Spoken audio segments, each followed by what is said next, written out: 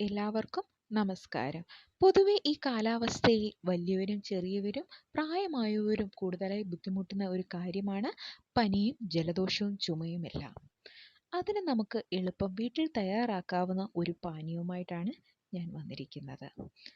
അതിന് വേണ്ടത് നമ്മളുടെ വീട്ടിൽ സാധാരണമായി കാണപ്പെടുന്ന പനിക്കൂർക്കയാണ്. പിന്നെ സാദാ ജീരകം, നമ്മൾ കറികൾക്കൊക്കെ ഇടുന്ന സാദാ ജീരകമാണ് വേണ്ടത്. കുറച്ച് കുരുമുളക് കൂടി വേണം. ഈ 3 ചേരുവകൾ എളുപ്പത്തിൽ തന്നെ നമുക്ക് തയ്യാറാക്കാവുന്നതാണ്. ആദ്യം തന്നെ വെള്ളം തിളപ്പിക്കുക. അതിലേക്ക് എടുത്തു വെച്ചിരിക്കുന്ന പനിക്കൂർക്കയും സാദാ ജീരകവും കുരുമുളകും അതിലേക്ക് ഇട്ട് തിളപ്പിക്കുക. നന്നായി 15 മിനിറ്റ് വെട്ടിത്തിളച്ചതിന് ശേഷം ചെറിയ ചൂടോട് കൂടി കുടിക്കുക. ചുമയ്ക്കും ജലദോഷത്തിനും ചെറിയൊരു ആശ്വാസം ലഭിക്കും.